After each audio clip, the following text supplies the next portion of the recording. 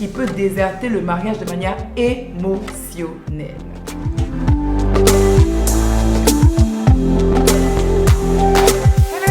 Welcome to Home Building in Christ. Mon nom est Dr. Odeline Patricia Helfalo et j'ai l'honneur de vous accueillir ici. Je suis l'auteur du livre Le Manuel du foyer qui est maintenant en vente sur Amazon si vous désirez l'acheter. Aujourd'hui, nous allons parler de pourquoi être en première ligne pour son époux. À dans quelques instants.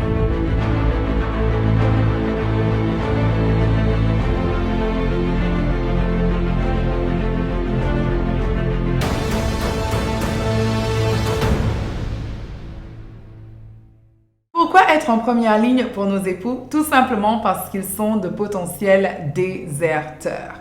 C'est quoi être un déserteur? Un déserteur, c'est un soldat qui a quitté ou abandonné le champ de bataille. Alors, j'aimerais que nous concevions le mariage comme un territoire qui est convoité par deux royaumes. Le royaume des ténèbres et le royaume de Dieu. Et l'homme et la femme sont deux soldats qui idéalement devrait faire partie du royaume de Dieu, voulant dominer le terrain qu'est le mariage pour la gloire de Dieu et l'utiliser pour impacter à la gloire de Dieu. Le mariage, c'est l'institution de Dieu. C'est ce que nous dit la Bible. C'est Dieu qui a conçu et pensé au mariage. Alors l'idéal, ce serait donc que l'homme et la femme soient enfants de Dieu. C'est important de savoir que même lorsqu'on a donné sa vie à Jésus, si on n'entretient pas notre relation avec le Seigneur au travers de la lecture de la parole, de la prière, nous pouvons avoir tendance à regresser et à permettre à notre nature humaine, qu'on appelle très souvent la chair dans la parole, de reprendre le dessus. Et ce n'est pas l'idéal, je vous assure, parce que notre nature humaine a des pulsions qui sont contraires à la volonté de Dieu. On va voir ça dans le livre de Romains. Alors Romains 8, verset 7 nous dit... Version Louis II, car l'affection de la chair est inimitié contre Dieu parce qu'elle ne se soumet pas à la loi de Dieu et qu'elle ne le peut même pas. La version second 21 nous dit en effet la nature humaine tend à la révolte contre Dieu parce qu'elle ne se soumet pas à la loi de Dieu et qu'elle n'en est même pas capable. Au-delà du fait que lorsque notre nature humaine ressurgit, elle est contraire à la volonté de Dieu, donc nous manifestons des choses vraiment négatives. Déjà, même à la base, l'homme et la femme dans le foyer sont deux entités différentes. L'homme a une autre façon de penser que la femme, d'autres désirs et d'autres besoins émotionnels. Et nous, en tant que femmes, parfois on a tendance à se dire que l'homme pense comme nous, il a des mêmes envies que nous, il aura les mêmes réflexes que nous. Et ce n'est pas du tout le cas. Alors, c'est important déjà de réaliser que l'homme est différent de la femme. Et en plus de cette différence-là, lorsqu'il entre dans sa nature charnelle, il manifeste quelque chose qui est encore plus difficile à concevoir ou à accepter pour la femme. Nous allons voir un passage dans la parole où des hommes ont eu à manifester leur nature charnelle. Nous allons regarder le passage dans Matthieu 19 du verset 1 au verset 12. Lorsque Jésus eut fini de prononcer ces paroles, il quitta la Galilée et alla dans le territoire de la Judée, de l'autre côté du Jourdain. De grandes foules le suivirent et là, il guérit les malades. Les pharisiens l'abordèrent et pour lui tendre un piège, ils lui dirent « Est-il permis à un homme de divorcer de sa femme pour n'importe quel motif ?» Il répondit « N'avez-vous pas lu que le Créateur au commencement a fait l'homme et la femme et qu'il a dit « C'est pourquoi l'homme quittera son père et sa mère et s'attachera à sa femme et les deux ne feront qu'un. Ainsi, ils ne sont plus deux mais ne font qu'un. Que l'homme ne sépare donc pas ce que Dieu a uni. » Pourquoi donc, lui dirent-ils, Moïse a-t-il prescrit de donner une lettre de divorce à la femme lorsqu'on la renvoie? Il leur répondit, c'est à cause de la dureté de votre cœur que Moïse vous a permis de divorcer de vos femmes. Au commencement, ce n'était pas le cas. Mais je vous le dis, celui qui renvoie sa femme, sauf pour cause d'infidélité et qui en épouse une autre, commet un adultère. Et celui qui épouse une femme divorcée comme un adultère.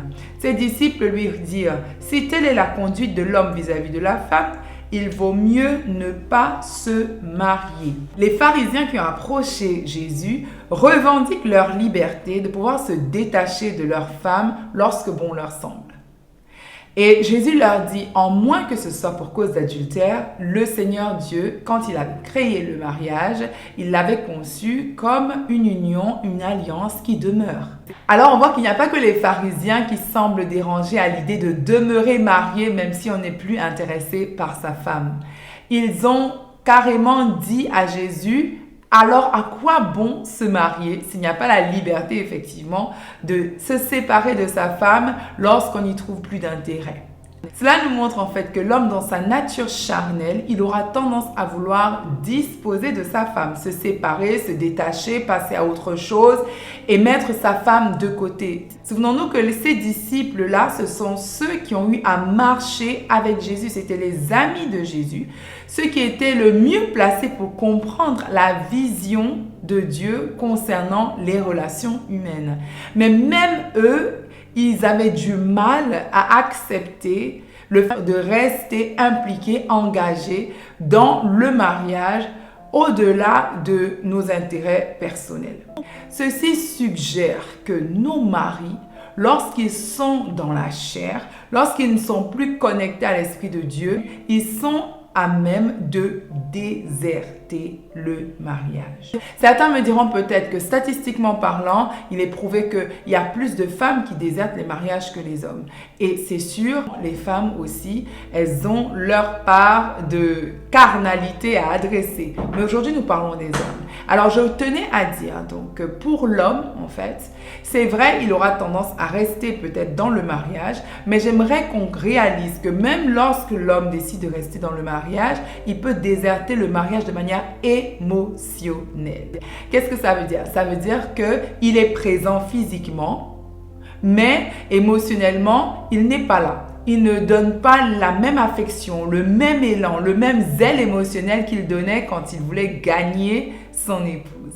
Et c'est très choquant et traumatisant parfois pour l'épouse qui se dit « mais il n'a rien à voir avec l'homme qui m'a fait la cour, qui m'a promis monts et vallées. Là, je suis déçue et je veux partir. » Ça ne justifie pas une telle attitude, mais ce qui est sûr, c'est que l'homme est capable d'être présent physiquement, mais être déserteur émotionnellement et même spirituellement d'ailleurs. Donc, être marié à un potentiel déserteur, c'est de dire que quand la chair de l'homme se lève en lui, il est capable de déserter le foyer. C'est pour cela que nous, en tant qu'épouses, nous devons de nous positionner quand il s'agit de la prière. Nous sommes appelés dans l'intercession.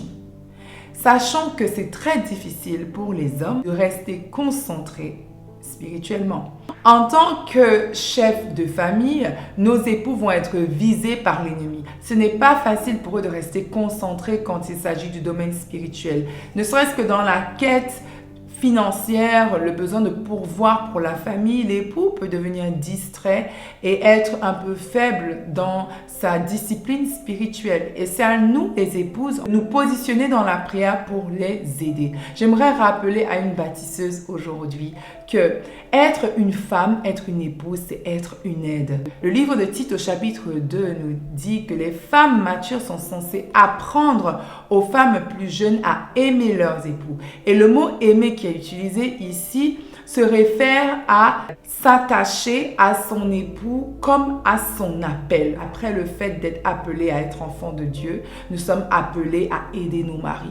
Alors c'est une vocation.